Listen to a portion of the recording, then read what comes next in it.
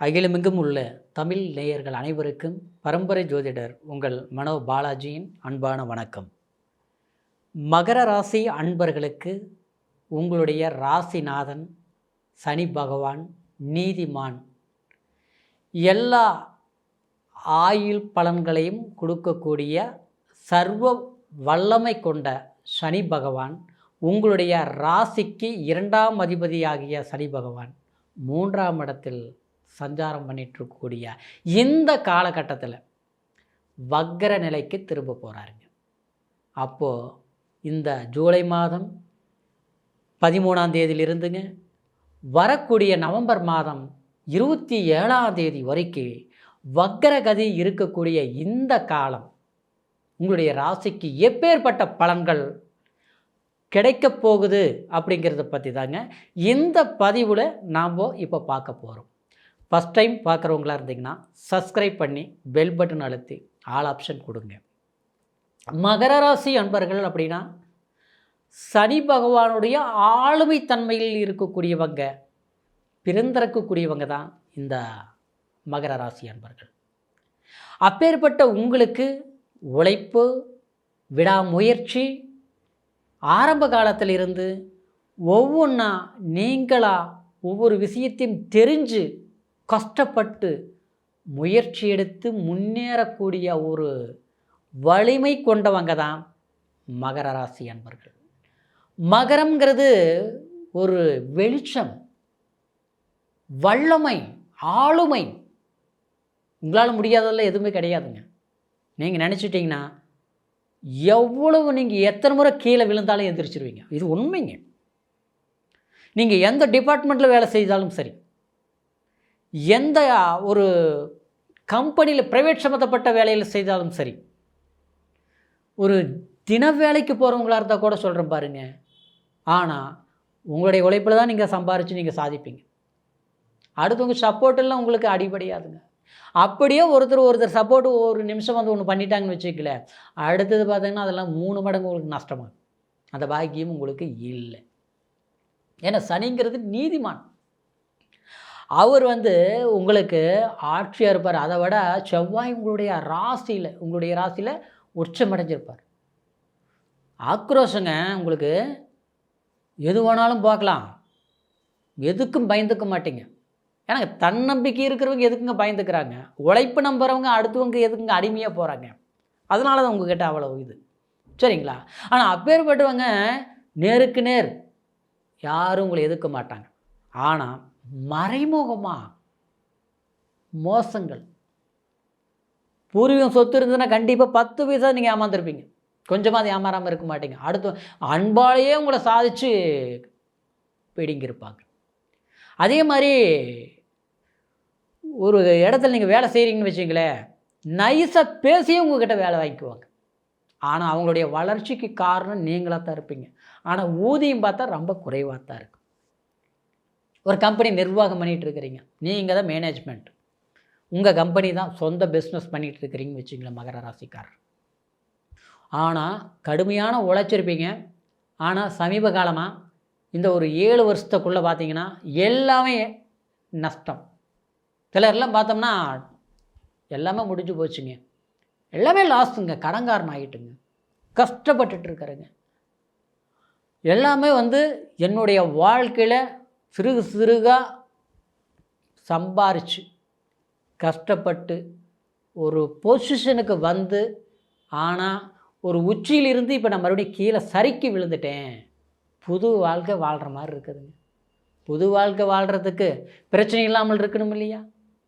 நம்மளை பாட்டில் விட்டுட்டாங்கன்னா உழைச்சி கஷ்டப்பட்டு சம்பாரித்து நம்ம சாதிச்சுக்கலாம், அது வேறு விஷயம். ஒரு வேலைக்கு போய் கூட சமாளிச்சுக்கலாம். ஆனால் ஏற்கனவே பிரச்சனை சிக்கிட்டோம். சிக்கலுங்கிறது என்ன? பதில் சொல்லணும். ஒரு கௌரவங்கிறது நமக்கு இருக்குது, நம்மளுடைய பேர் ஒரு நேம் இருக்குது. ஏன்னா மகர ராசிக்காரர் எப்படி இருந்தாலும் அப்படி தான் இருப்பீங்க. அப்பேற்பட்டவங்க இன்றைக்கி நம்மளுடைய தன்மானத்துக்கு ஒரு களங்கம் வரும்போது அதிலிருந்து எப்படி மீண்டு வரும் ஆகணும் இல்லையா? தன்மானத்தை விட்டு கொடுக்கக்கூடாது இல்லைங்களா? வாங்கிட்டோம் கடன், பிஸ்னஸ்ன்னு போட்டோம் லாஸ், எல்லாம் கூட இருந்தவங்க ஏமாற்றிட்டாங்க. இதுதான் நடந்தது. உண்மையிலேயே சொல்லப்போனால் கண்ணுக்கு தெரிஞ்சு நீங்கள் ஏமாத்திருக்க மாட்டீங்க. முன்னால் விட்டு பின்னால் வஞ்சகத்தால் சூழ்ச்சியால், அடுத்தவன் கூட இருந்து குழி தோண்டி, இதில் தான் நீங்கள் இழந்திருப்பீங்க. இப்படி சில பிரச்சனைகளை சந்தித்ததை நீங்கள் மீண்டு வர்றதுக்கு ஒவ்வொரு ஸ்டெப்பாக பார்த்துட்ருக்குறீங்க. ஆனால் அது பாசிட்டிவ் எதுவுமே நடக்கலை. சரியான ஒரு பாதை ஒன்றும் கிடைக்கல. எல்லாரும் சொல்கிறாங்க 7.5 சனியெல்லாம் முடிஞ்சு போச்சு மார்ச் மாதம் 29ஆம் தேதியிலேயே. ஆனால் என்னுடைய வாழ்க்கையில் பார்த்தா 7.5 சனி முடிஞ்சு எனக்கு மாற்றம் தெரியல. அப்புறம் பார்த்தோம்னா இப்போவுமே ஒரு பெரிய வித்தியாசமெல்லாம் ஒன்றுமே தெரியலிங்க. என்னவோ எப்படிங்க இப்படியே போயிட்டுருந்தா அப்படின்னு நினச்சி ஒரு கணக்கு போட்டுட்ருக்கிறீங்க பார்த்தீங்களா மகர ராசிக்காரரு. உங்களுக்கு இந்த வக்ரம், சனி வக்ரம், கண்டிப்பாக சனி வக்ரம்னே என்ன, அதாவது அது இன்னும் ஃபோர்ஸ் ஒரு 50 ஒரு ஸ்பீடில் நம்ம போயிட்டுருக்கிறோம்னு வச்சுக்கிற ஒரு வண்டியில் அது இன்னும் 100 ஸ்பீடு போடுற மாதிரி. அப்போது 3ஆம் இடத்து சனி பவர்ஃபுல், அதிகமான, ஏன்னா உபஜயஸ்தானம், முயற்சி ஸ்தானம், அந்த ஸ்தானத்தில் இருக்கக்கூடிய சனி பகவான் இன்னும் ஃபோர்ஸை கொடுக்கும்போது நிச்சயமாக சனி பகவானை பொறுத்துக்கு 3, 6, 11 இந்த ஸ்தானங்களில் சஞ்சாரம் பண்ணக்கூடிய, அதாவது அந்த இடங்களில் இருக்கக்கூடிய சனி பகவான் நன்மைகளை செய்வார். இது ஜோதிட சாஸ்திரத்தில் ஒரு மறுக்க முடியாத உண்மை. அப்போது 3ஆம் இடத்துல குருவோட வீட்டில் சனி சஞ்சாரம் பண்ணக்கூடிய இந்த காலகட்டத்தில் வக்ரகதி அடையும் போது இப்போது உங்களுடைய முயற்சிகள் இன்னும் வேகம் எடுக்கும். அந்த முயற்சிகளை நீங்கள் அடைவீங்கன்னா என்ன, கஷ்டப்படுறது எல்லாரும் கஷ்டப்படலாங்க. ஆனால் அந்த கஷ்டப்பட்டதுக்கு பலன் கிடைக்கணும், அதுதான் முக்கியம். ஆனால் உங்களுக்கு இது வரைக்குமே பட்ட கஷ்டங்களுக்கு பலன் கிடைக்கல. உழைப்பால் நீங்கள் உயர்வான நிலைக்கு வந்திருந்தாலும் அது சறுக்கல் ஏற்பட்டு கீழ்நிலையில் நீங்கள் இருக்கக்கூடிய ஒரு நிர்பந்தத்தை, உங்கள்கிட்ட வேலை செய்கிறவங்களுக்கு இருக்கிற நிம்மதி உங்களுக்கு கிடையாதுங்கிற மாதிரி. ஒரு முதலாளியாக இருந்தாலும், ஒரு உழைப்பாளியாக இருந்தாலும் கண்டிப்பாக வேலை இழப்புகளும் மன கஷ்டங்களும், அடுத்தவங்கள் செய்த தவறுகளுக்கு நீங்கள் கெட்ட பெயர்களையும் அவமானங்களையும் கண்டிப்பாக வாங்கியிருப்பீங்க. ஒரு அரசாங்க வேலையில் இருக்கக்கூடிய ஒரு அதிகாரியாக இருந்தாலும் கண்டிப்பாக இந்த பங்கம் ஏற்பட்டிருக்கும். அப்படி அதில் தப்பிச்சிருக்கிறீங்கன்னா உங்களுடைய முழுமையான திறமையினால், சரிங்களா, ஏற்கனவே எடுத்த நல்ல பேர்னால் தப்பிச்சிருந்தாலும் மனசுக்கு திருப்தி இல்லாமல் தான் வேலை செஞ்சிட்ருப்பீங்க.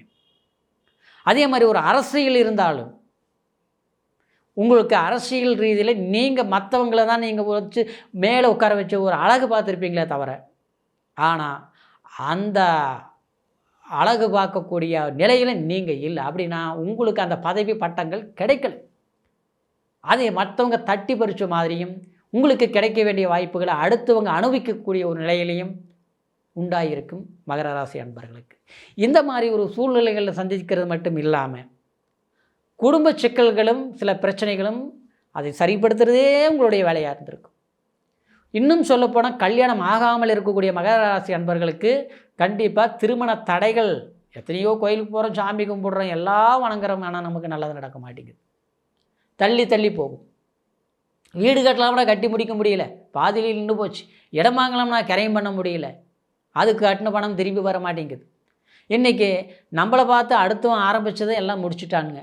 ஆனால் நாம் ஆரம்பித்தவங்க அன்னையிலேருந்து பாதியிலேயே நின்றுட்டு கிடக்குது, பார்க்குறதுக்கு சங்கடமாக இருக்குது. ஆனால் இருந்த பணமும் செலவாகி போச்சு, வேலையும் முடிக்க முடியல. இப்படி எல்லா விதத்துலேயும் பிஸ்னஸ்லேருந்து சூழ்நிலேருந்து எல்லாமே மகர ராசிக்காரருக்கு இதுதான் அனுபவிச்சுட்ருக்கிறீங்க. அதெல்லாம் மாற்றம் வந்தாச்சு. 138 நாள் மார்ச் மாதம், மன்னிக்கணும், அதாவது இந்த ஜூலை மாதம் 13ஆம் தேதியிலிருந்து நவம்பர் மாதம் 27ஆம் தேதி வரைக்கும் கண்டிப்பாக இந்த 4 மாதம் 14 நாள் இந்த காலகட்டம் உங்களுடைய 138 நாட்களும் நிச்சயமாக உங்களுக்கு வளர்ச்சியான காலமாக இருக்கும். அதனால் காற்றடிக்கும் போது தூத்திக்கணும், சந்தர்ப்பம் வரும்போது பயன்படுத்திக்கணும். நல்ல நேரம் வரும்போது தான் நம்மளுடைய உழைப்பும் நம்மளுடைய முயற்சியும் சாதகமாக இருக்கும். அதனால் இந்த நேரத்தை சரியாக பயன்படுத்துங்க, அற்புதமான வளர்ச்சி இருக்கும். சரிங்களா? அதே நேரத்தில் இது கோச்சார அடிப்படையில் நான் சொன்ன பலன்களாக இருப்பதனால உங்களுடைய பிறப்பு ஜனன ஜாதகத்தையும் ஒரு முறை பார்த்துக்குங்க.